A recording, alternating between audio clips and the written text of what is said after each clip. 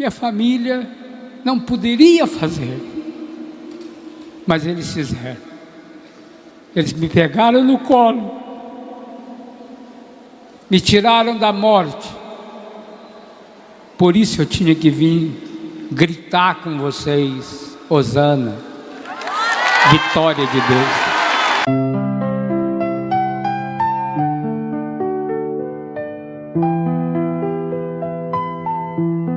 Se, portanto, ressuscitaste com Cristo, buscai as coisas lá do alto.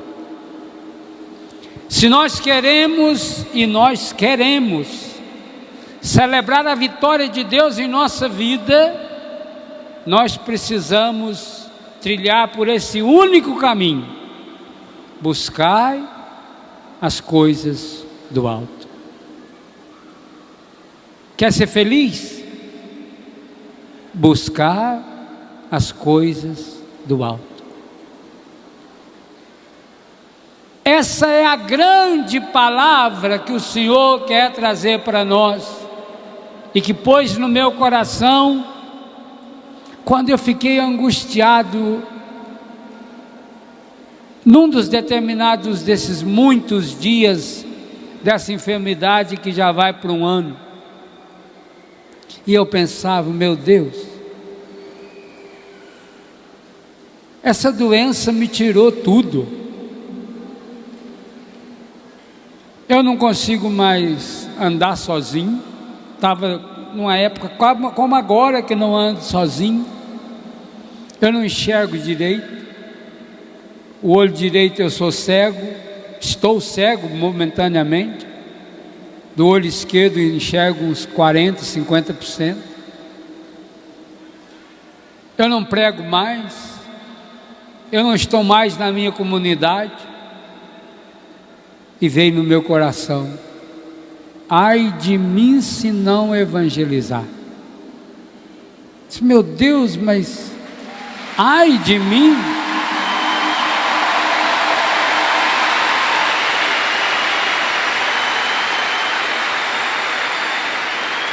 Se dependesse da minha vontade, eu estava em todos os eventos que a minha agenda previa para esse ano, e que o Padre Vicente está cumprindo com maestria e com a força do Espírito Santo.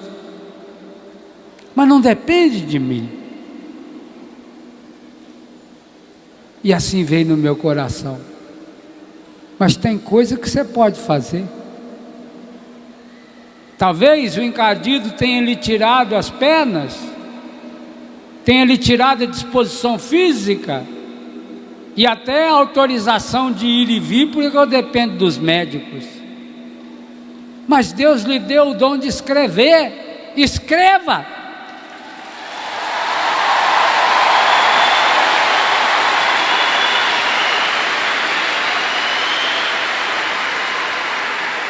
Meu Deus, eu não consigo ler. Eu tenho que colocar a Bíblia aqui pertinho, um óculos para perto, com muita dificuldade para ler 3, 4 capítulos por dia. Como é que eu vou escrever? Escreva. E quando eu sentei no meu computador para escrever, eu não sabia o que eu ia escrever. Eu percebi que, como é um laptop, a tela é iluminada, e que eu podia enxergar ali sem óculos. Era só eu colocar as letras maiores. Então veio forte no meu coração: você não tinha encontrado ainda o caminho, porque está buscando as coisas de baixo. Busque as coisas do alto.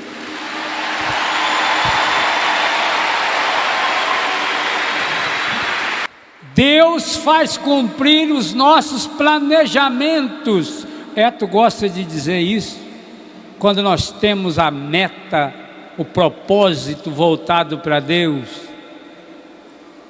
Ele dá um jeito para que a gente possa cumpri-lo. Você, até na última hora, parece que não vou conseguir. Meu Deus do céu, será possível que eu não vou conseguir estar lá? Eu preciso ir cantar a vitória de Deus. Mais do que nunca esse ano eu preciso ir. E por que eu precisava vir? Primeiro, para agradecer a Deus, passar tudo que vocês que já conviveram com o câncer sabem. O câncer tira tudo da gente, tira a nossa dignidade. Você perde tudo. Você é um trapo em cima de uma cama, sujo. E eu me sujei muitas vezes nesse ano de xixi e de cocô. Passei vergonha quando as minhas irmãs, que hoje também estão aqui, me limpavam. Mas passei mais vergonha ainda quando enfermeiras, moças desconhecidas, iam lá trocar minha fralda.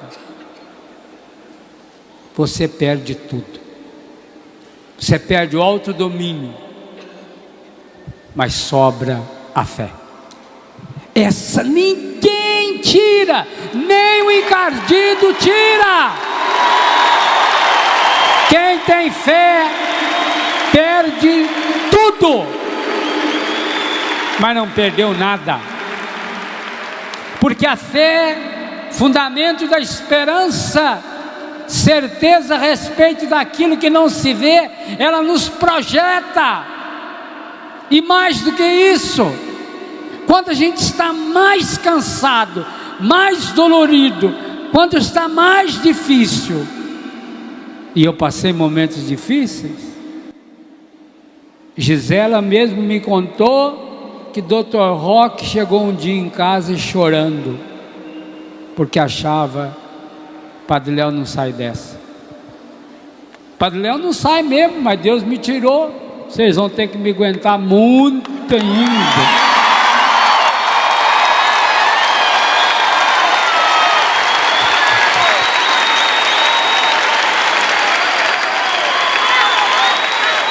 Porque eu tive a graça do dom da fé, então eu tinha que vir nesse Osana. Mas eu tinha que vir aqui também para testemunhar uma gratidão profunda a três pessoas que, se já ocupavam um lugar de destaque no meu coração, esse ano então evidenciaram-se dentro da minha alma. Padre Jonas, Eto e Luzia. Eu tinha que vir agradecê-los,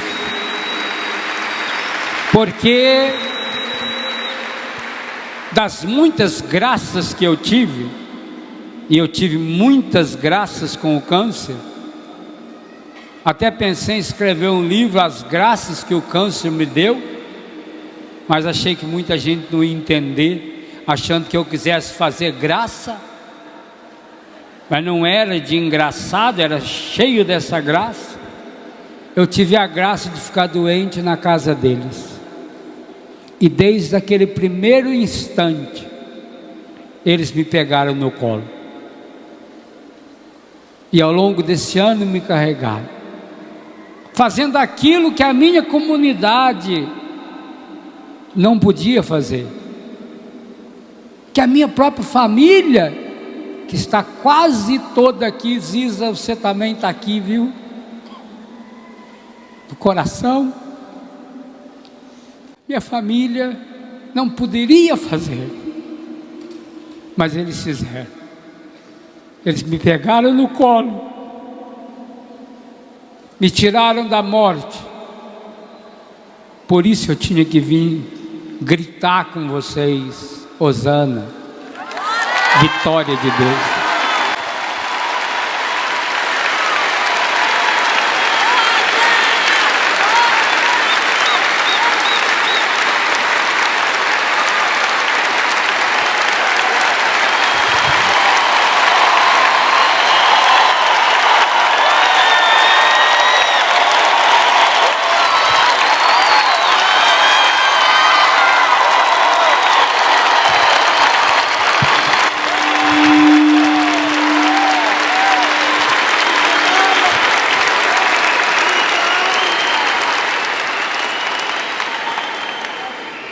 Na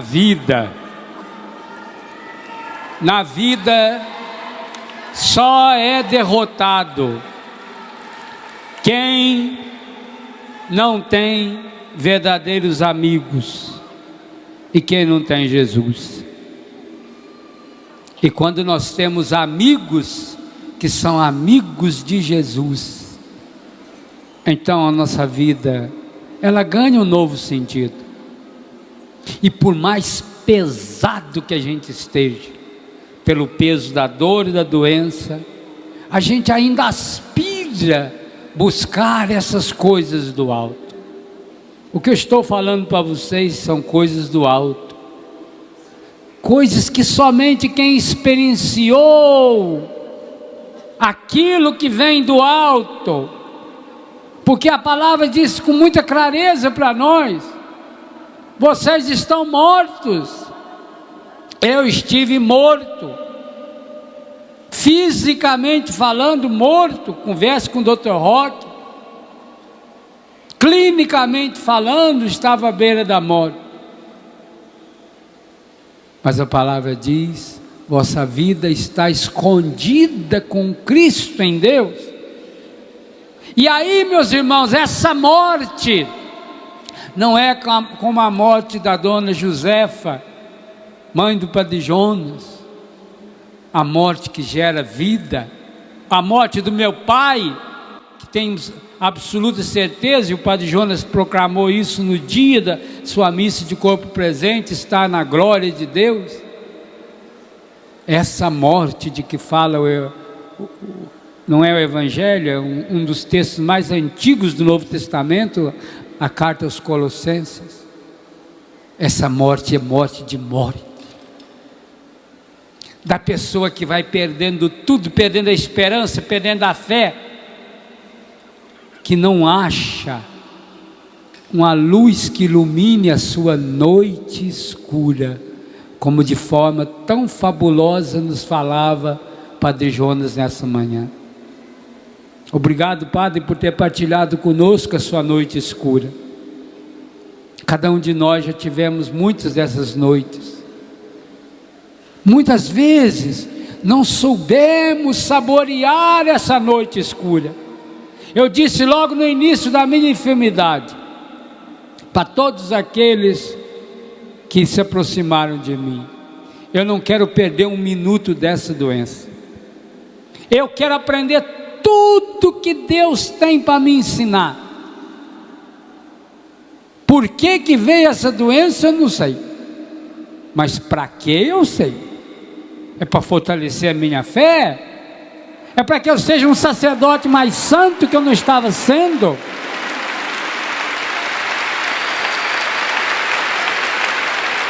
É para que eu possa assumir o ministério que Deus deu para mim com uma força muito maior. É para que eu tivesse absoluta certeza. Ontem eu fiz 16 anos de padre, para Deus deixar bem claro no meu coração: agora você não se pertence mais. Você é da Betânia, você é da Canção Nova, você é da igreja. Sua vida tem que ser gasta, Léo, até o fim, mais do que você já gastou na sua doença. Se com uma doencinha de nada você gastou tanto da sua vida, agora você tem que gastar a sua vida com a evangelização, é levar Jesus, é levar as pessoas a descobrir esse caminho, essa força que impulsiona para o alto. E aí eu digo a você, meu irmão, a você, minha irmã, se você não se encontrar com Jesus, você vai encontrar essa morte de que falava Colossenses. Vossa vida está escondida com Cristo em Deus. Que expressão bonita, né, Padre Cíntia? Vossa vida está escondida com Cristo em Deus. Se você quer achar a verdadeira vida, você tem que achar Jesus. Jesus diz: eu sou a vida, o caminho e a verdade. Eu vim para que todos tenham vida e a tenham abundantemente. O Espírito Santo é o Senhor que dá a vida. Se eu quero essa vida verdadeira, ou eu me aproximo de Jesus, ou eu me encontro com Jesus, nem que seja a partir dessa angústia que tantas vezes também tomou conta do meu coração. A dor faz a gente ficar irracional. Quando vem a dor, remédio nenhum consegue tirar.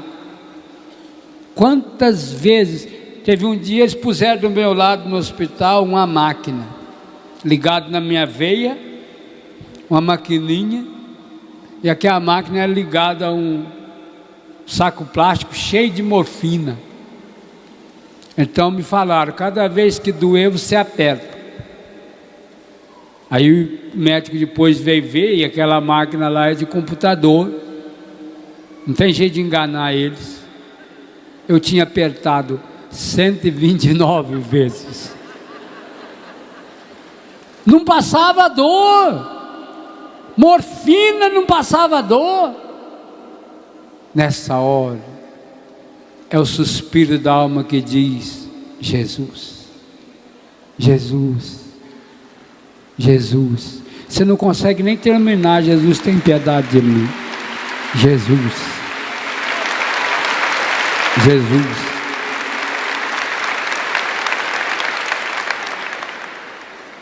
Ah, meus irmãos, eu tenho tanto dó de quem não tem fé.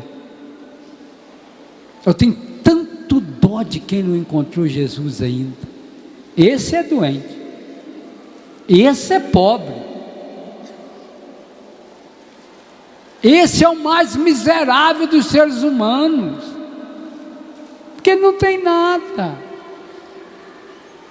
Tudo que a gente tem, a gente vai perder. Tudo que você tem, você vai perder. E Jesus falou isso em Betânia, quando Marta veio toda apavorada falar para ele que mandasse Maria ir trabalhar. O senhor não se importa que a minha irmã fica aí sentada escutando conversa do senhor, enquanto eu estou aqui com tanto serviço? Jesus olhou para ela bem dentro dos olhos. Ele pensou outra coisa, mas ele falou: Marta, Marta. Ele pensou anta.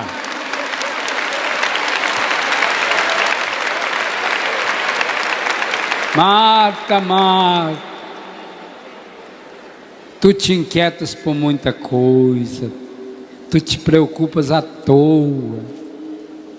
Maria escolheu a melhor parte, aquela que não lhe será tirada.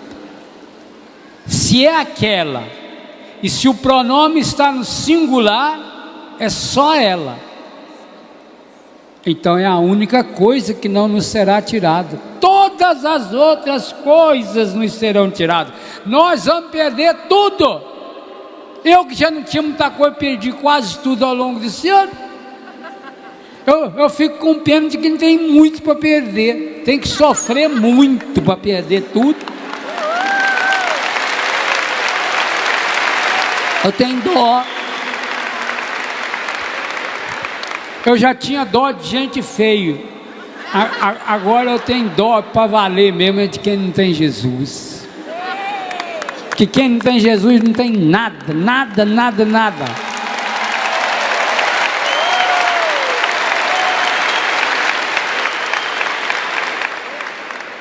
É isso que São Paulo está falando para mim e para você hoje. Aproveita essa vida para buscar as coisas do alto. Esse conteúdo te ajudou? Muito obrigado por ter assistido. Deus abençoe. Se quiser ajudar, me segue, comente e compartilhe. Feliz a pessoa que suporta a tentação. Repita. Feliz. Se alguém perguntar para você hoje o que fazer para ser feliz, qual é a resposta imediata?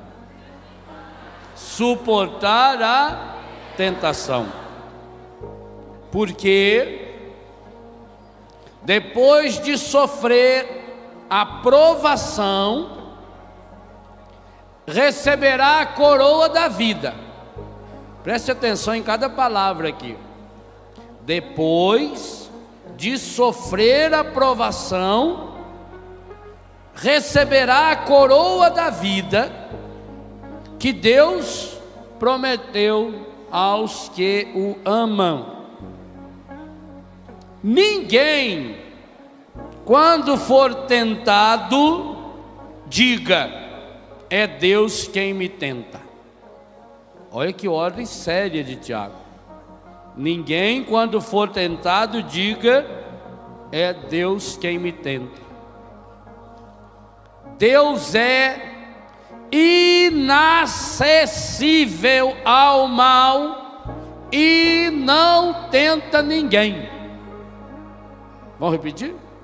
Deus é inacessível ao mal e não tenta.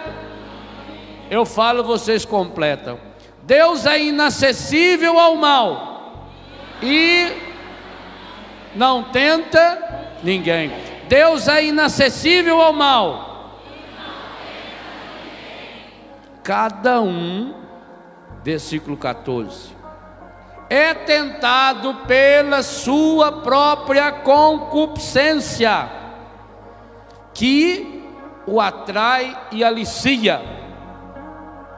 A concupiscência, depois de conceber, dá à luz o pecado. E o pecado, uma vez consumado, gera a morte. Não vos iludais, pois, meus irmãos, muito amados, toda dádiva boa e todo dom perfeito vem de cima, descem do Pai das luzes, no qual não há mudança, nem mesmo aparência de instabilidade. Por sua vontade é que nos gerou pela palavra da verdade, a fim de que sejamos como que as primícias das suas criaturas. Observe que esse versículo 18 repete numa linguagem atualizada aquilo que é o lema desse acampamento: serás inteiramente do Senhor teu Deus. O que São Tiago nos ensina nessa manhã é fundamental, porque aqui ele diz bem claro para nós: a tentação nunca vem de Deus. O mal é inacessível. O que significa inacessível? Que não tem acesso, nem de ida e nem de volta. O mal não sai de Deus e o mal também não chega a Deus.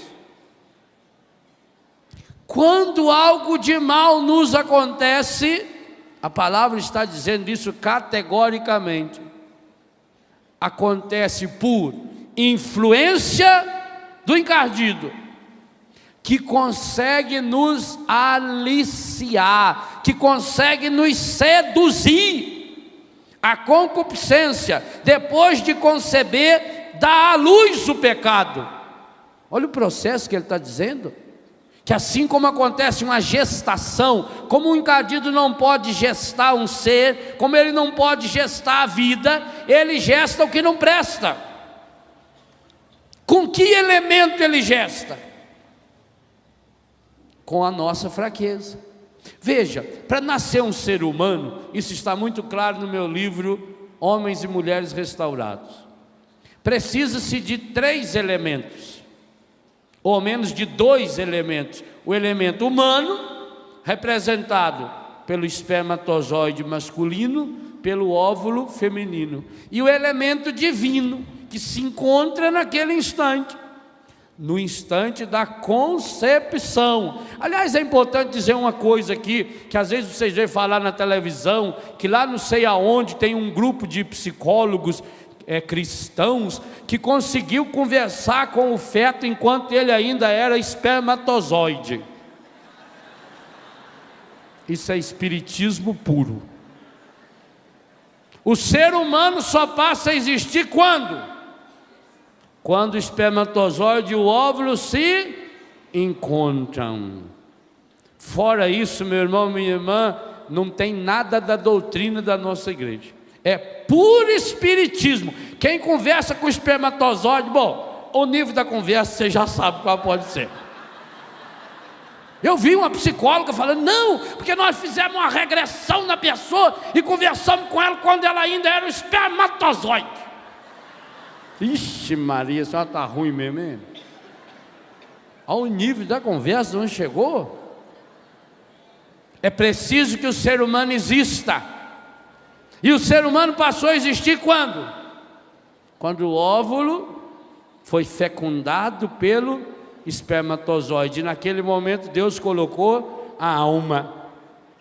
Uma alma eterna. Ela não vai morrer mais. E que nós vamos prestar conta para Deus. Vamos falar sobre isso hoje na missa. O encardido, para poder agir em nós, ele precisa de um processo semelhante. E como é que ele consegue nos fecundar? Pois é essa a expressão que Tiago usa, através do nosso pecado. O catecismo da igreja, eu grifei uma frase que eu achei espetacular, embora aqui não cita, me parece que tem tudo a ver com esse texto. O número 1865 do catecismo diz assim: o pecado, prestem atenção, o pecado arrasta ao pecado. O que é arrastar? É vir puxando, é vir grudar atrás de um carro, uma zorra, que põe atrás da boiada, a boiada vai arrastando. O pecado arrasta ao pecado. Nós vamos entender hoje por que é que tantas e tantas vezes nós caímos num pecado que a gente não queria cair. Porque lá atrás nós cometemos pecados, tanto faz se consciente ou inconscientemente. O pecado arrasta ao pecado, gestar o vício pela repetição dos mesmos atos. O pecado arrasta ao pecado, gera em nós o vício pela repetição dos mesmos atos. Nós vamos treinando no pecado. Daí resultam as inclinações perversas que obscurecem a consciência e corrompem a apreciação concreta do bem e do mal. Assim, o pecado tende a reproduzir-se e reforçar-se. Catecismo da Igreja Católica. O pecado tende a reproduzir-se. Aqui nós vamos entendendo como é que o pecado se alastra, qual é a importância, tudo aquilo que o padre Jonas falou anteriormente. Por que o encardido investe tanto nas falsas doutrinas? Se você um dia tiver contato com alguém da Polícia Federal, pergunta para eles o que os traficantes usam para tentar levar droga do Brasil para fora. Lá na Polícia Federal tem Bíblia que foi apreendida, Bíblia de couro assim da Ave Maria, que eles cortaram um buraco lá no meio da Bíblia, põe uma caixinha de droga, fecha a Bíblia, o sujeito vai de terno, eles pensam que é pastor. Aleluia, irmão. Aí quando abre lá, tu és pó, e ao pó vai tornar-se cocaína pura. Imagem de santo, o cara levando a imagem de Nossa Senhora Aparecida, parece o Padre Antônio Maria, carregando aquela imagem. Vai ver santo do pau oco. Lá dentro tem droga. Eles são de uma criatividade medonha. Outra, por que nos aeroportos avisa assim: cuidado com a sua bagagem, não deixe ninguém chegar perto? Porque alguém pode enfiar a droga ali dentro da sua bagagem. Não interessa se você sabe ou não sabe, interessa para o traficante é que a droga chegue. O demônio é um safado, é pai dos traficantes. Ele não interessa se você está consciente ou inconscientemente, ele interessa que você esteja ajudando a reproduzir o pecado. Quantos males a gente reproduz sem saber? Quantas vezes eu antigamente chegava perto de uma pessoa e falava: não chega perto de mim não, que eu estou resfriado. E você não chegou perto dele, como é que ficou resfriado? Porque a pessoa espirra, o espirro sai numa velocidade de 160 km por hora. Também não sei quem mediu isso, quem que ficou ali calculando a velocidade. E quando você espirra, aquilo sai uma merdeca violenta, cheio do que não presta. E aquele tem gruda, principalmente em substâncias lisas e frias, maçaneta, porta. Aí você vai lá, abre a porta, o bichinho ficou grudado aqui.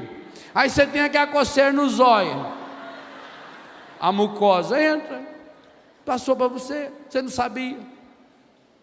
Quantas doenças se passam assim sem a gente saber? Não é assim? É isso que o encardido quer que você faça, que você seja um reprodutor de pecado. Catecismo da Igreja Católica, número 1865. O pecado tende a reproduzir-se e reforçar-se. Quer dizer, uma vez que eu dei entrada ao demônio, Efésios 4:27, não deis entrada ao demônio. O livro A Cura do Ressentimento trabalha essa área. Quando eu dei entrada ao demônio, ele tende a reproduzir-se e reforçar-se. E como é que ele reforça segundo o catecismo? Na medida em que eu treino, na medida em que eu pratico. E eu pratico como? Alimentando o pecado. Por isso que cada um de nós aqui já experimentou uma coisa: quanto mais a gente peca, mais a gente quer pecar. Ou não é assim?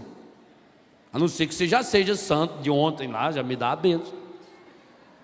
Quanto mais você peca, mais você quer pecar. Até porque ele não nos sustenta, ele não tem substância para nos sustentar.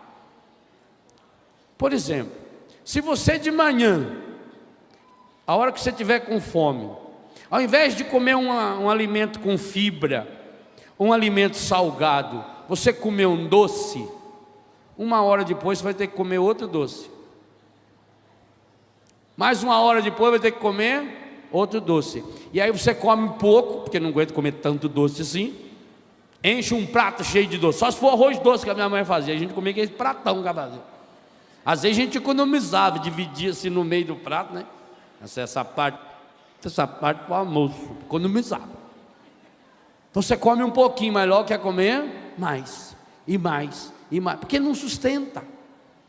Por isso que quando uma pessoa come um pouco de doce, logo ela tem vontade de comer doce, e de novo comer doce. E doce é uma maravilha, daqui para cima, porque daqui para baixo ele vai adoçando cada parte da gente. O pecado tende a reproduzir-se e reforçar-se.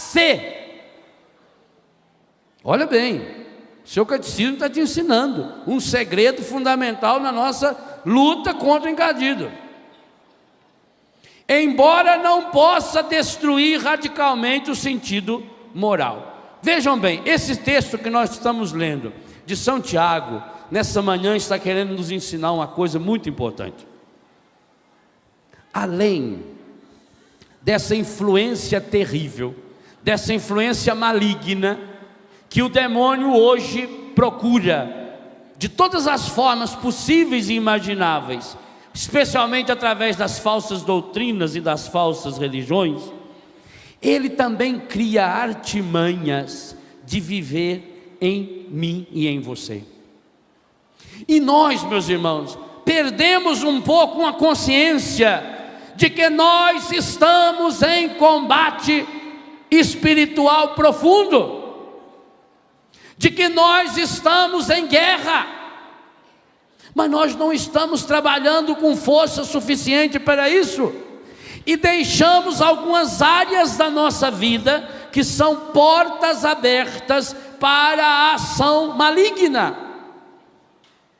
Os monges da igreja, os santos padres da igreja que viveram no deserto, aqueles que viveram mais perto no tempo de Jesus, eles fizeram grandes e sérias reflexões sobre a ação maligna na vida da pessoa e na vida do mundo.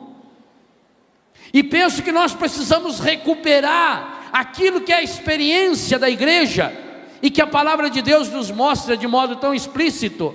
Porque quantos de nós aqui não queremos cair no pecado e quando vê já caímos? Quantos de nós aqui poderíamos ler todos os dias o capítulo 7 de Romanos? Eu não faço o bem que eu quero, eu faço o mal que eu não quero. Eu não queria fazer isso, mas eu sinto que eu não tenho forças. Ora, aí vem uma pergunta: se o catecismo termina esse parágrafo do número 1865 dizendo que o demônio não pode destruir o sentido moral, ou seja, ele jamais vai poder nos derrotar, a não ser com a nossa ajuda, como é que, mesmo conscientemente dizendo, eu não quero ser instrumento do maligno, como é que eu acabo me tornando instrumento do maligno? Como é que eu acabo sendo dominado por ele? A Bíblia nos diz que ele é o sedutor por excelência, que ele se traveste, que ele nos engana, que ele é o pai da mentira. Mas há algo fundamental na ação dele, meus irmãos, que para nos enganar, ele nos seduz. Ora, só tem um jeito de você seduzir alguém. Você só pode seduzir alguém se for através de algo aparentemente bom. Por que a gente peca? Porque na hora o pecado é gostoso, ou não é? Mas se fosse ruim você ia pecar. Quem você que eu vou pecar? O Papa determina, a partir de hoje, dar martelada no dedo é pecado. Eu nunca ia pecar. Já pensou se chegar o padre? Estou com problema, padre. Essa semana, padre, 3 vezes. Eu não posso ver martelo, padre. Eu pego o martelo. Olha para você ver meu dedo, padre, tudo arrebentado. Você ia pecar? Aí, é ruim. Até criança fala, é ruim, é. Por que a gente peca então? Porque o pecado aparentemente é gostoso. Mas é gostoso na hora. E depois? E depois as consequências? Nesse processo de sedução maligna, o encardido tenta atingir as 3 dimensões do ser humano. Quais são as nossas 3 dimensões? Físico, psíquico, afetivo, espiritual. Corpo, alma e espírito. O nosso relacionamento conosco mesmo, físico, o nosso relacionamento com os outros, psíquico, afetivo, a dimensão afetiva, e a nossa dimensão espiritual. E aqueles monges da igreja perceberam que para nos atingir nessas 3 dimensões, o demônio trabalha 8 espécies específicas de pecado, que por sua vez, desses, a igreja vai depois nos elencar 7 chamados pecados capitais. Por que a igreja chama os pecados os vícios capitais? Exatamente porque eles são geradores de outros pecados. Esses padres, esses monges perceberam. O demônio tenta invadir nossa vida. Quais as portas que ele vai encontrar? físico, psíquico e espiritual. Ele tenta começar a partir do físico, até chegar no espiritual. Vamos tentar gravar quais são os 8 espíritos malignos, ou as 8 dimensões espirituais encardidas, que tornam-se armas do demônio para provocar isso que a palavra diz, para fazer com que em pouco tempo, cada um de nós, tentado pela concupiscência, é atraído e aliciado, e essa concupiscência depois vai conceber, vai gerar a luz e vai gestar o pecado em nós. E nós sabemos muito bem o que está em Romanos 6:23, o salário do pecado é a morte. A primeira área que o demônio atua em cada um de nós é a área física, é a mais visível. Primeira dimensão maligna pela qual ele consegue entrar em nós é o pecado da gula. Infelizmente, basta olhar para nós para saber que é o pecado que nós mais cometemos. E é o mais simples, hein? É o mais simples de todos. E, no entanto, só no Brasil somos 70 milhões de obesos. E por que somos? Porque comemos mais do que devíamos comer. Porque comemos com os olhos. Ao alimentarmos a gula, nós perdemos o autodomínio. E isso é tão sério que quando trouxeram aquele moleque para Jesus, dizendo que os apóstolos não puderam expulsar o demônio nele, o que Jesus diz? Algumas espécies de demônios não conseguem se expulsar, a não ser pela oração e pelo jejum. Mas vai falar em jejum para o mundo moderno? O mundo quer coisa light, eu quero comer, mas não quero engordar. Eu não quero assumir as consequências da minha vida. E o catecismo afirma, e a palavra também, tudo que nós fazemos é consequente. A primeira porta de entrada que o encardido consegue nos dominar é através da comida, da gula. A pessoa, e cada um aqui que já passou por essa experiência sabe disso, a pessoa, quando ela é dominada por esse espírito, e aqui, meus irmãos, há algo muito sério para mim e para você.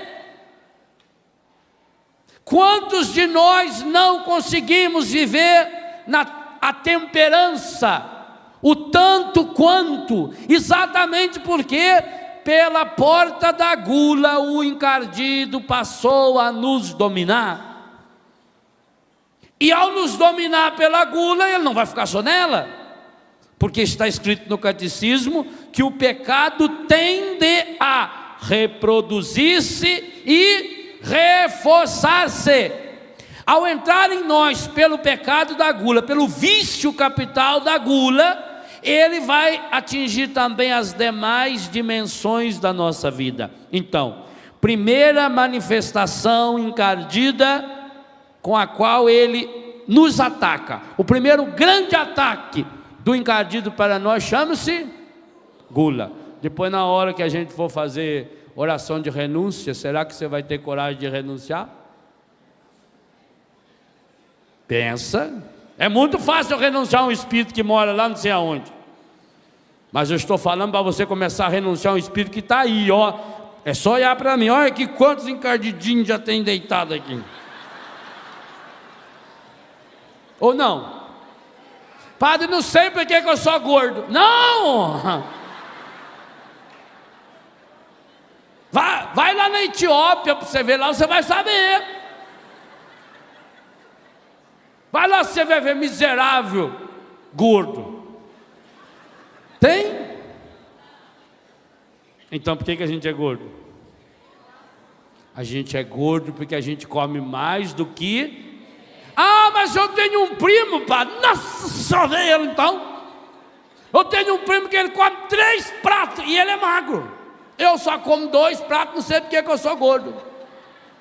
Ó, meu filho, acontece que o seu primo come 3 pratos, mas gasta 3,5. E você come 2 e não gasta nenhum. Matemática. Se eu como 200 calorias, só gasto 190, eu engordo. Se eu como 5.000 calorias, gasto 5.001, eu emagreço. Correto? Então, primeira arma, primeira isca. Agora vamos pensar, será que a gente imagina num demônio quando a gente vê aquele prato saboroso, daquela comida que você mais gosta, quando você começa a escutar aquele cheirinho, quando a mãe joga aquele aiozinho assim na gordura, começa a fritar para jogar o arroz ali, nossa senhora, aquele franguinho assado, aquele cheirinho vai saindo assim, que vai dançando, entrando nas ventas da gente, aquele leitão assado, aquele pudinzão assim, rindo para você fazer,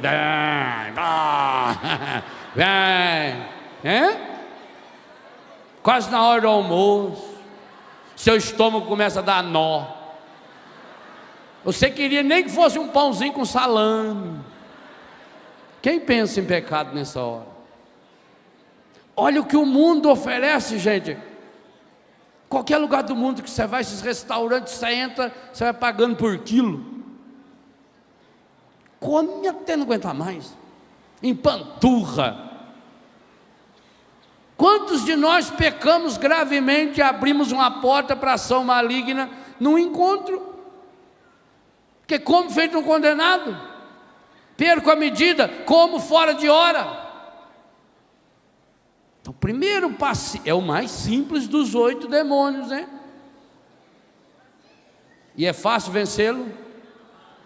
E nós vamos ter que vencê-lo. Se nós queremos ser inteiramente do Senhor nosso Deus, a primeira coisa a fazer será renunciar o demônio da gula, com um problema sério. Esse não é um demônio que você pura e simplesmente vai renunciar e aniquilá-lo da sua vida, porque você, para viver, precisa comer.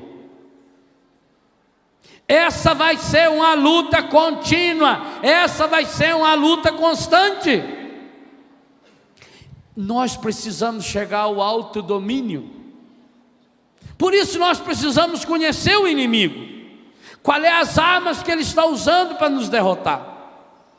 Primeira dimensão maligna que o encardido usa para nos destruir, qual é? Gula. Segunda dimensão, também ligado ao nosso corpo. E eu fiquei até impressionado, porque em todos os textos que eu estudei, aparece essa em segunda. E obviamente que há uma ordem crescente. A primeira é a mais simples, a 8ª vai ser a mais difícil. E essa segunda, eu achava que ela estava em 7ª, ela está só em segunda. Aí a gente vai vendo que a nossa luta contra o encardido vai ter que ser uma coisa medonha. Chama-se luxúria. E o que é luxúria? Luxúria é o pecado capital que engloba a dimensão da nossa sexualidade. Aí vem pornografia, homossexualismo. Olha como é que está lastrando isso. Tem uma igreja aí que ordenaram até um bispo esquisitão, uma bispa, mandou fazer um negócio cor-de-rosa. Tem uma turma aí feliz da vida. Se nosso colega chegou lá, nós chega também. Olha, gente, olha aonde o encardido está chegando. E é uma igreja com sucessão apostólica. Uma igreja que é exemplo da nossa, veio dos apóstolos. Vejam bem como está se cumprindo a profecia do anticristo. Ao invés de lutar contra um desequilíbrio, um estrago, ele está ocupando postos importantes no mundo. Todo o drama da pedofilia, do adultério, do aborto, meu Deus do céu, que porta de entrada pavorosa, medonha. Quantas e quantas pessoas estão vivendo hoje consequências terríveis, porque o encardido entrou na porta daquela família o dia que um membro daquela família fez o aborto. Nós vamos ter que meter o dedo nessa ferida, nesse acampamento. Nós vamos ter que fazer oração de cura, de libertação nessas áreas, porque há muitas pessoas entre nós contaminadas, e algumas estão sendo usadas pelo encardido nesse momento e não percebem. Quando eu sou, olha, por definição do catecismo, eu falei ontem, o Padre Jonas já disse hoje, o diabo é aquele que se coloca, tenta colocar-se através, atrapalhar a minha comunicação com Deus. Então, se a minha atitude está atrapalhando a comunicação de Deus com qualquer pessoa, eu estou sendo instrumento dele agora. Isso é coisa muito grave. E isso, meus irmãos, é o que mais se vê na igreja hoje, nos encontros hoje. Porque a pessoa vai com uma atitude bem demoníaca mesmo, se atravessando na frente do outro, está nem aí. E isso é coisa muito grave, isso é coisa muito séria. É aquele que se interpõe, porque a pessoa só pensa em si. O princípio que o demônio trabalha, ele não trabalha com aquilo que eu não tenho, ele vai lá nisso. Eu só penso em mim, então eu só penso em mim, ele me dá comida, e eu como, cada vez mais eu como, a ponto de não ter mais domínio, a ponto de ser viciado em comida. E quantas doenças tem relacionado a isso hoje? Da pessoa que depois tem que ficar metendo o dedo da garganta, vomitando, e come, vomita, e vai secando, esturricando, feito uma rã velha. Mas olha esse segundo passo, os estragos que ele está fazendo em nossa vida. Vamos pensar em nós da igreja. Pensa no pecado da luxúria que tomou conta do coração de tantos de nós, sacerdotes e religiosos. Bispos, pensa. Gente, essa é uma área em que a cauda do dragão está aí varrendo 1/3 de gente hoje, entre nós. Pense nas consequências das doenças sexualmente transmissíveis. Enquanto nós estivermos lutando contra a doença, enquanto nós estivermos lutando contra a AIDS, contra a gonorreia, contra o aborto, contra o homossexualismo, contra o adultério, nós estaremos ainda assim sendo derrotados, porque nós precisamos ir na origem de tudo isso. E o que está na origem da AIDS, o que está na origem do adultério, o que está na origem do homossexualismo, o que está na origem da infidelidade, é uma ação consciente, medonha, terrível do demônio, que precisa ser expulso de nossa vida, de nosso coração, e que pode ser porque nós queremos ser inteiramente do Senhor nosso Deus. Mas eu digo a você, não é fácil, não é fácil, é uma luta, meus irmãos, é um combate. Por isso, permaneça nesse acampamento aqueles que estiverem dispostos a entrar nesse combate. Eu estava em Portugal a semana passada, quando vi uma entrevista de um grupo de soldados que estavam sendo enviados ao Iraque. Eles iriam ser enviados 2 dias antes, e o primeiro-ministro mudou a data.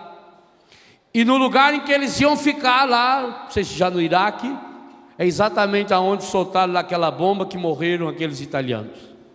Então a imprensa portuguesa estava apavorada, porque se tivesse ido os soldados no dia marcado, eles estariam mortos.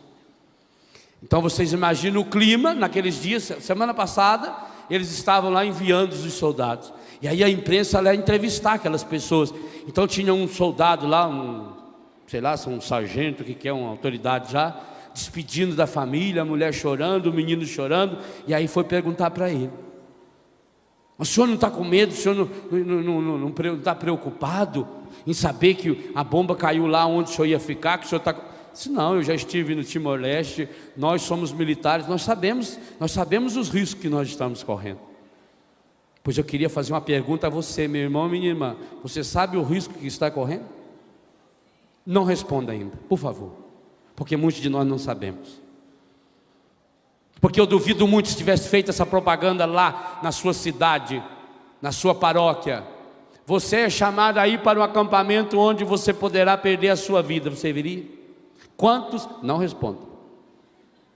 Porque nós estamos em luta, nós estamos em guerra, nós estamos em batalha. E nesse acampamento vai pegar fogo, porque nós vamos grudar na orelha desse bicho e estrebuchar na orelha dele. Agora, por isso nós estamos usando o texto se ensina ou não. E o Padre Jonas deixa muito claro logo no início que tem que ser como a vitória de Madian. E a vitória de Madian foi possível porque Gideão teve a coragem de mandar embora 30.000 soldados. Quantos será que nós somos aqui? Será que dos 30.000 que já estamos aqui, sobraremos 300?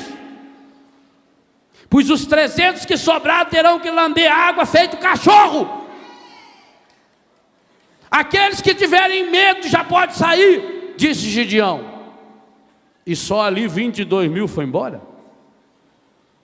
Será que nós não vamos ser um desses que já estamos tendo que ir embora? Quantos de nós já fomos usados pelo encardido aqui nesse acampamento? Pensa. Porque eu me coloco entre Deus e o outro, pelo meu mau comportamento. Gente, o pecado da luxúria. Quantos de nós estamos sendo derrotados nessa batalha?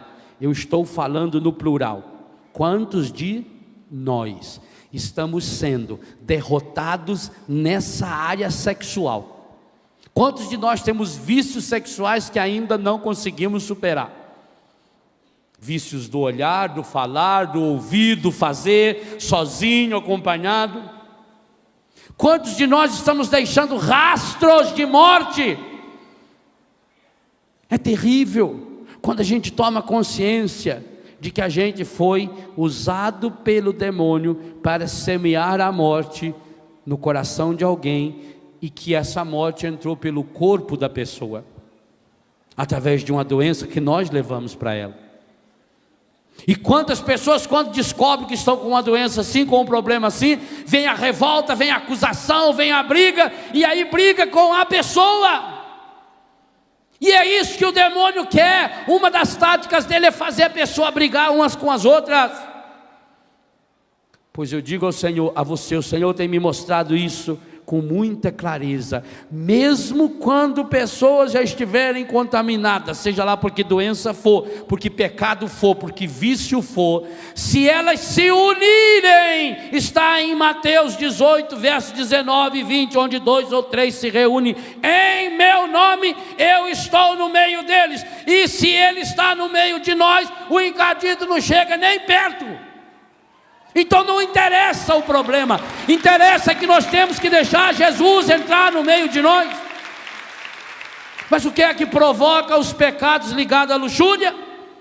Briga, infidelidade, assassinato, crimes passionais, revolta. E aí a pessoa começa a remoer o passado, e a se condenar, e a condenar o outro, e a fazer acusações, e brigamos com as pessoas. Meu Deus, essa pessoa, essa menina, esse rapaz, eles foram, e pior, estão continuando a ser vítimas do demônio. Um demônio explicitamente chamado luxúria, e nós vamos ter que renunciar a esse espírito, se nós queremos. Agora, o renunciar a esse espírito não significa que nós vamos receber aqui nesse acampamento uma vacina imunológica, e que nós nunca mais vamos ser tentados nessa área. Não, essa área, por isso começou na gula, E o segundo, a luxúria, ela nos acompanha do berço ao túmulo. Do berço ao túmulo. A criança, quando ela, depois de alimentada, mamou, 1 hora depois ela chora de novo, e a mãe vai lá e dá o peito. Mesmo que ela não precisa comer, ela aprendeu a chorar cada vez que quiser a companhia da mãe. E ela vai querer comer para poder ter a mãe. E a mãe vai dar o seio ou vai dar a mamadeira. E vai começar a treinar a criança para a gula, para fazer sua própria vontade. Começa no berço. A luxúria, meus irmãos, nós vamos ter que lutar a vida inteira. Olha o capítulo 13 de Daniel, os 2 velhos lá da Susana.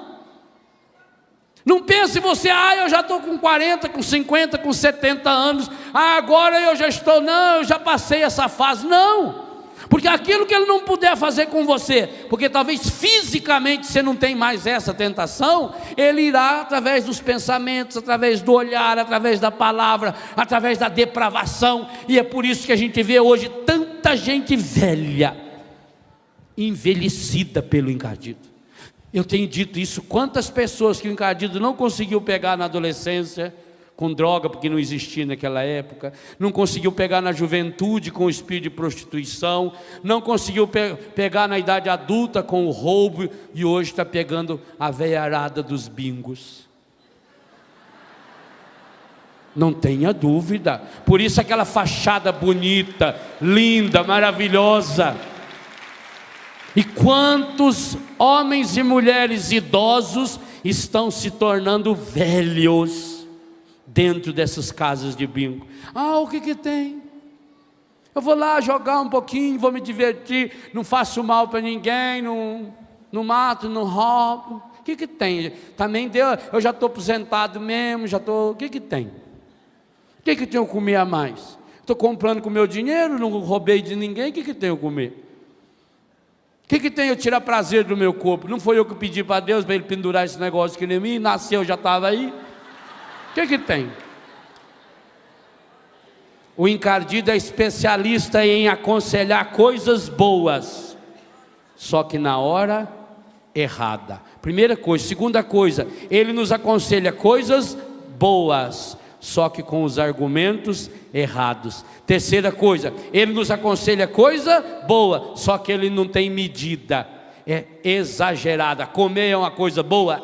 E nós precisamos comer para sobreviver, e precisamos aprender a saborear a comida. E a mesa é na Bíblia um dos lugares mais teológicos. Há mais de 200 passagens na Bíblia que nos mostra Deus se revelando através da mesa.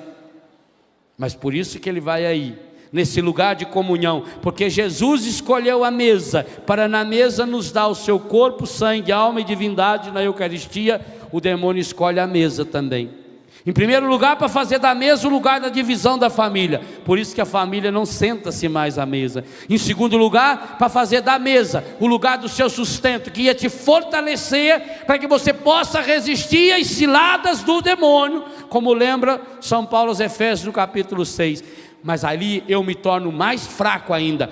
O demônio quer fazer com que o alimento te enfraqueça e não cumpra aquilo para o qual Deus o criou. Porque Deus viu que tudo era bom, Deus criou só coisas boas. O mal não vem de Deus, a comida é uma coisa boa, foi criado por Deus. A natureza, Deus criou a natureza inteira para nos alimentar. O demônio faz com que você concentre-se. Isso ele fez com Eva no paraíso. Tinha quantas milhares de árvores, fez com que ela se concentrasse em uma. E quando concentra naquilo, a pessoa perde o autodomínio. E isso acontece conosco na alimentação, na gula, acontece conosco pelo pecado da luxúria.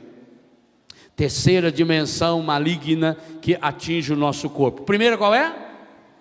Gula. Segundo? Terceira dimensão maligna, a cobiça. E o que é cobiça? Cobiça é querer ter cada vez mais. Observa que esses 3 demônios, da gula, da luxúria, da cobiça, eles têm essa marca. Eles estão ligados a uma coisa boa. Gente, eles não estão originalmente ligados a algo ruim. Por isso que o combate espiritual é duro. A comida é coisa ruim? A sexualidade é coisa ruim? As coisas são ruins? Não. São coisas boas, mas usadas de modo errado, do jeito errado. E do jeito que o catecismo lembrou bem, tende a se reproduzir e reforçar. No que é a cobiça então? A cobiça é a pessoa que quer sempre mais, o domínio do ter. Tenta imaginar o seu armário, o seu guarda-roupa, o seu quarto. Alguns nem armário tem, já tem um quarto inteiro só para guardar coisa. Quantas coisas tem ali que você não precisa? E quanto você lutou para conseguir aquilo? E o quanto você briga com unhas e dentes para defender aquilo? Amanhã talvez você esteja morto. Leva o quê? Percebam, gente, ele faz você colocar a sua segurança em coisas. Quantas famílias hoje estão completamente destruídas por esse demônio? Padre, nós estamos trabalhando para conseguir. Tudo que nós conseguimos foi com muito esforço, com muita luta, com muita garra. Graças a Deus aqui não tem nenhum dinheiro roubado. Será que não? Eu acredito que você não pegou a arma, foi lá e assaltou alguém. Mas será que você não roubou de Deus? Aliás, se não tirou o dízimo, já é roubo grave. Será que você não roubou da sua esposa ou do seu marido? Porque para conseguir comprar aquilo, você ficou mais tempo na fábrica, no escritório, na rua, e perdeu tempo de estar com a pessoa que Deus colocou para viver com você? Será que você, como pai, não roubou do seu filho? E amanhã depois, lá na cadeia, ou quando ele estiver na droga ou na prostituição, ele não vai cobrar o tempo que você gastou com as coisas e não gastou com ele? Será que não roubei? A cobiça faz com que a pessoa, ela enxergue e queira sempre mais. A pessoa não se contenta. Do mesmo jeito que a gula me faz comer sem medida, que a luxúria, ao dominar-me, faz com que eu a obedeça. E aí vem uma coisa: tanto na gula, na luxúria, como na cobiça, o começo é muito agradável. E depois quando a pessoa é dominada, vai chegar um momento, diz a palavra, em que a pessoa é arrastada, em que a pessoa não tem mais autodomínio, em que a pessoa não se controla mais. Meu irmão, minha irmã, quantos de nós já não nos encontramos nesse estágio? Talvez quando o padre falou para você renunciar ao espiritismo, você farisaicamente diz: louvado seja Deus, eu nunca fui no centro espírita. Eu, por exemplo, nunca fui. Então eu não preciso renunciar a esse demônio. Mas e as consequências dele? Eu estou lá dentro da minha casa, fazendo aquilo. Você já notou, e o padre lembrava muito bem, essas oferendas que se fazem a essas divindades sempre tem comida e bebida? Por quê? Porque os demônios são tudo parente. Eles brigam entre eles. E aliás, uma das táticas que a gente precisa aprender é colocar os demônios para brigar. Sim. Pega o demônio da luxúria, por exemplo, e põe ele para brigar com o demônio da vaidade. A vaidade, eu digo, eu não preciso de ninguém. A luxúria fala, eu preciso do outro. Então, já que os dois são inimigos, um quer uma coisa, o outro quer outra, você põe eles para brigar. Deixa eles brigando lá e sai de fininho. Lá. Vocês aí que são do fundo, vocês que se entendem. Vocês que são demônios, vocês que se entendem. É a mesma coisa para fazer dois cegos brigar. Você não dá nada e fala, divide entre vocês dois aí, é metade para cada um.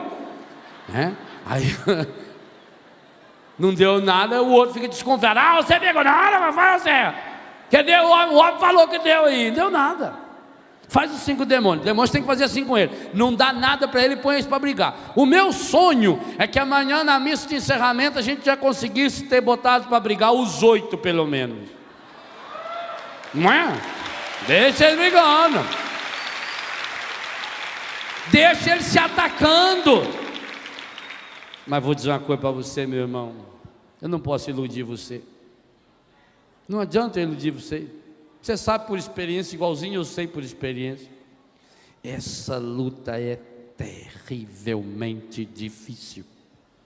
E digo bem, se não estivermos grudadinhos com as mãos de Nossa Senhora, que pisou na cabeça dele, se não estivermos em comunhão íntima e profunda com o Senhor, uma comunhão íntima e profunda com os irmãos, se não nos fortalecermos cada dia para esse combate espiritual, muitos de nós vamos experimentar uma derrota terrível.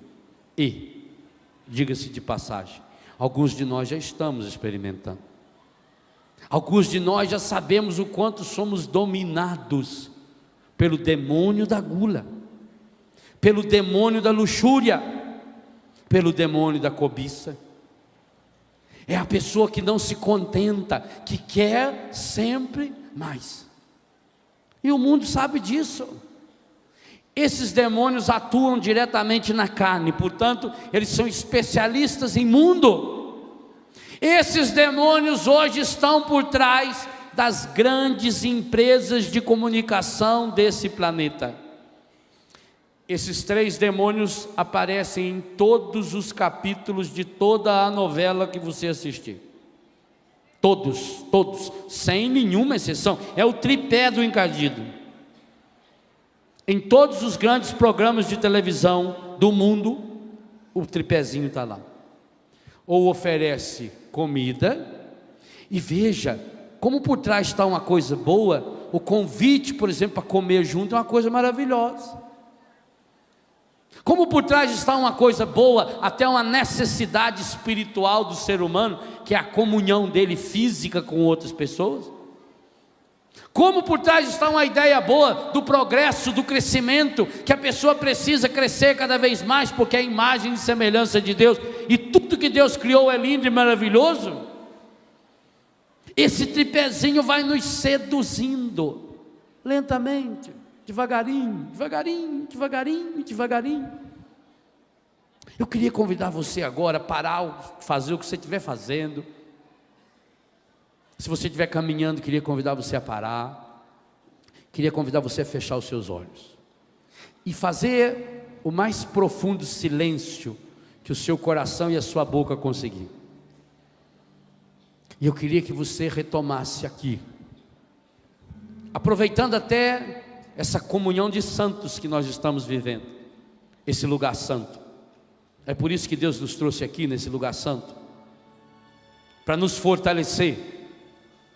Nós estamos nesse acampamento, num campo de treinamento, feito um exército, que é retirado, também chama-se acampamento militar. Quando os chefes pensam, estudam estratégias, simulam a guerra e levam os seus soldados para esse acampamento. Aqui nós não estamos simulando, aqui é real. Fomos convidados a estar nesse acampamento, cada um de nós, sem exceção, a começar de nós que estaremos exercendo alguma função aparentemente de destaque, ou um trabalho por mais humilde que seja. Cada um de nós, pregadores, aqueles que nos ajudam a rezar, músicos, instrumentistas, cantores, servidores nos diversos setores desse acampamento, cada um de nós veio aqui para treinar e para experimentar na comunhão dos santos a vitória a vitória inicial de uma batalha terrível. E é por isso que nós iremos ao longo desse acampamento renunciar muitas e muitas vezes o nosso passado, para que ele não tenha mais nenhum domínio sobre o passado, para que ele não possa mais influenciar-nos com os maus pensamentos, com as ilusões da memória, da lembrança. Então traga já para esse encontro as áreas da sua vida que foram marcadas pelo pecado, por influência maligna, e que dominou você ou está dominando você, pela gula, pela cobiça, pela luxúria. Coloque diante de Deus com muita simplicidade a sua dificuldade em resistir a determinadas comidas. O como você se sente preso, incontrolado, incontrolada diante de determinados alimentos. Coloque diante do Senhor a sua fraqueza em relação ao ter, o desejo que você tem de ter sempre mais, a sua insatisfação que leva você inclusive à inveja, a querer as coisas dos outros. Você está perdendo tanto tempo querendo coisas. Quanta coisa você já tem hoje? Olha bem para você, você não está saboreando o que tem. Que adianta essa casa bonita, esse carro, todas essas roupas?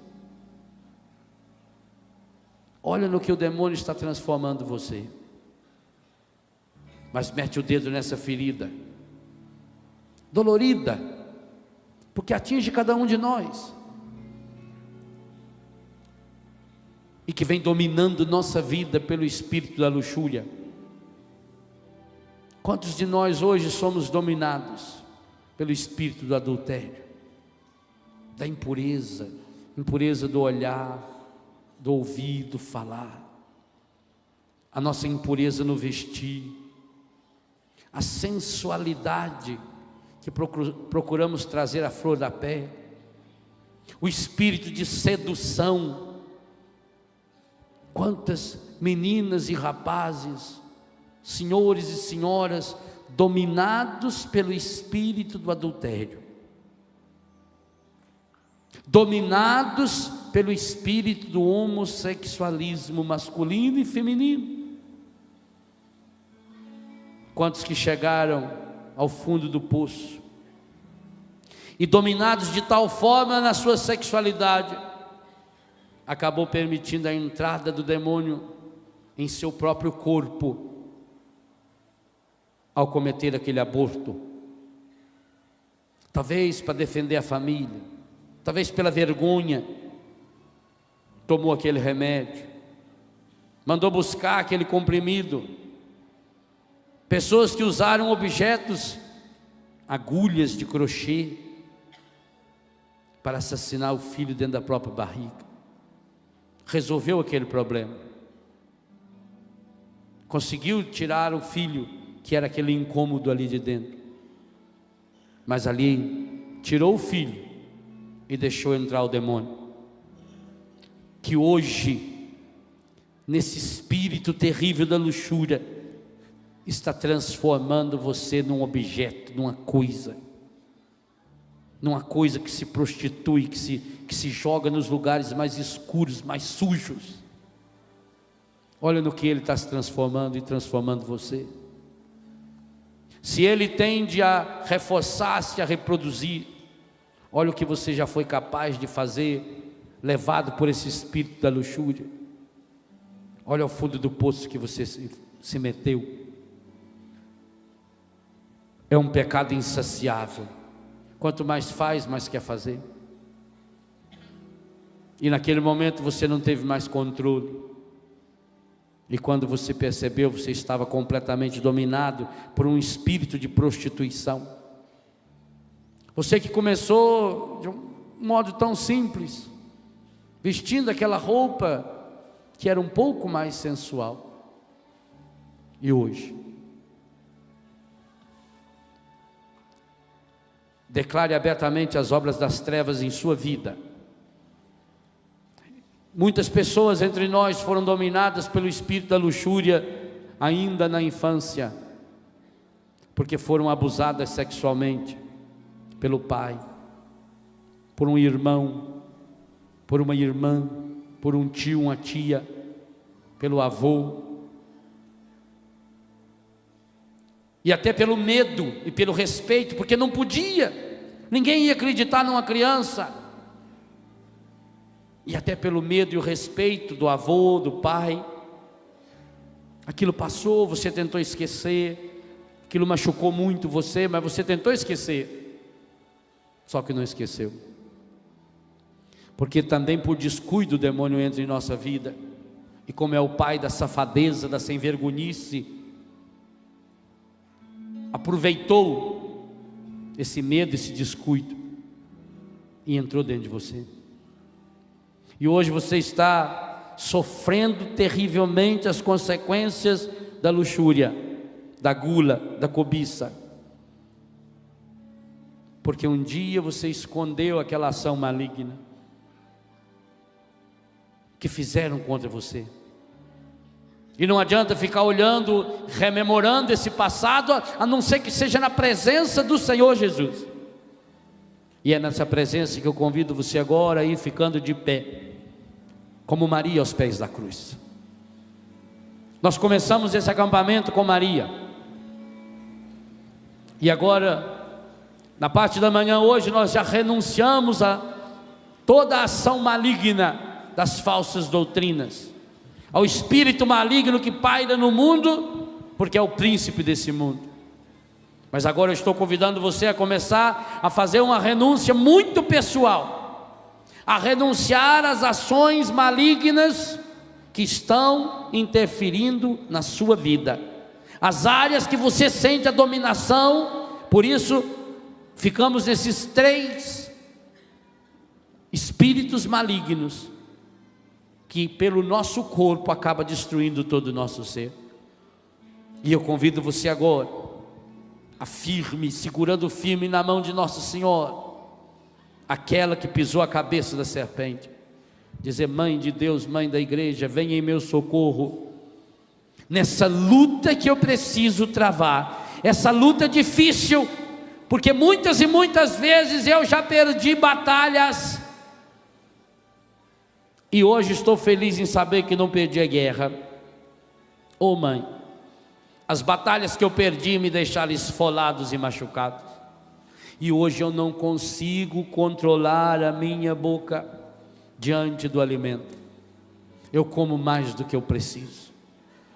Eu hoje sinto que sou dominado pelo espírito da gula, e por isso, oh Mãe, a senhora que alimentou Jesus, a senhora que trabalhou fazendo comida na casa de Santa Isabel, oh Mãe,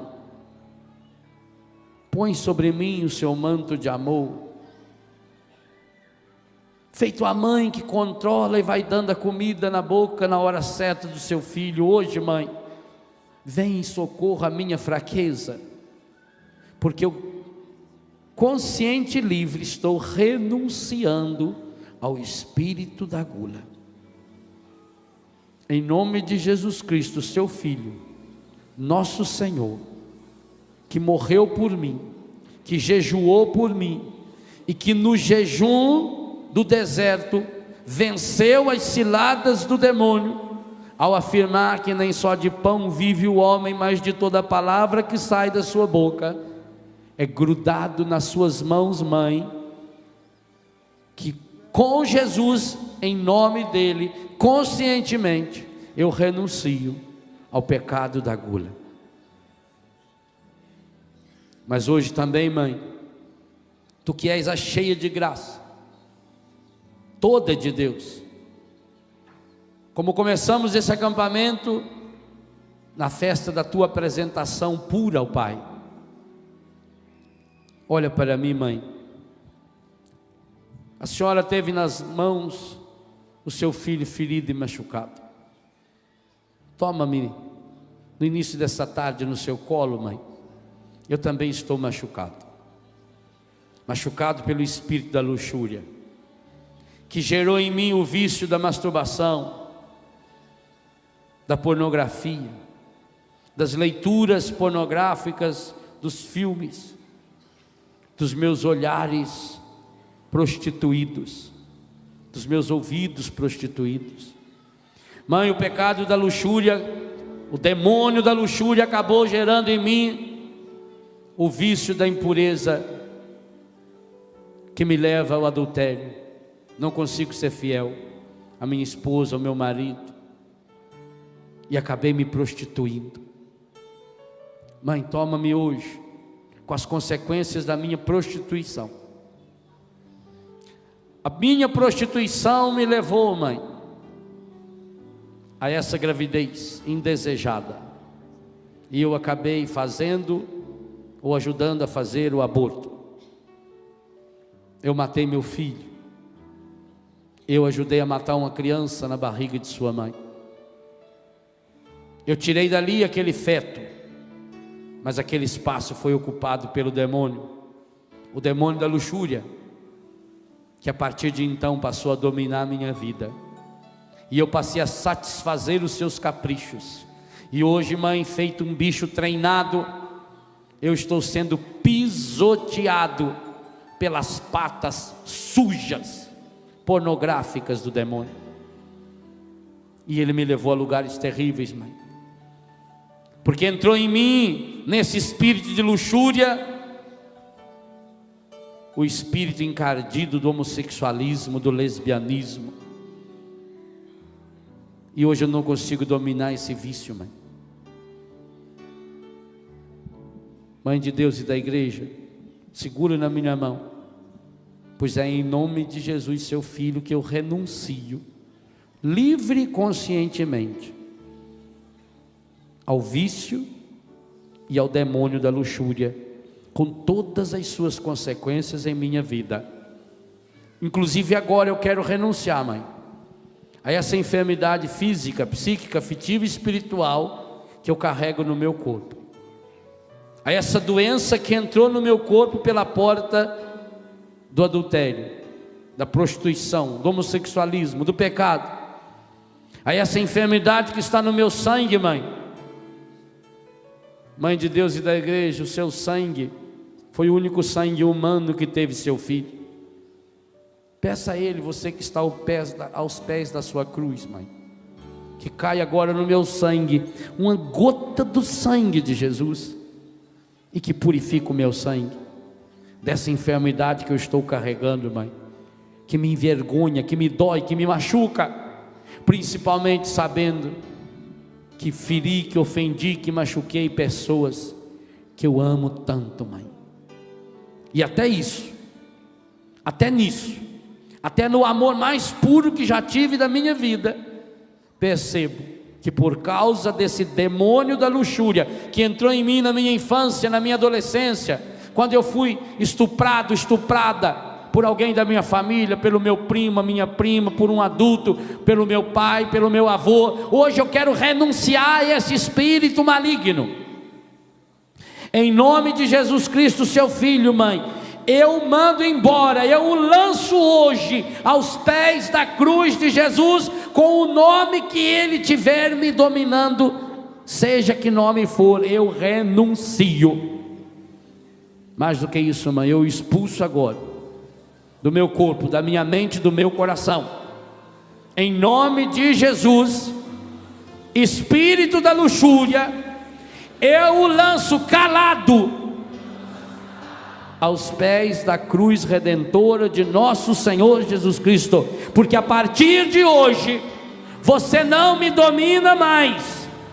A partir de hoje eu sei das suas artimanhas.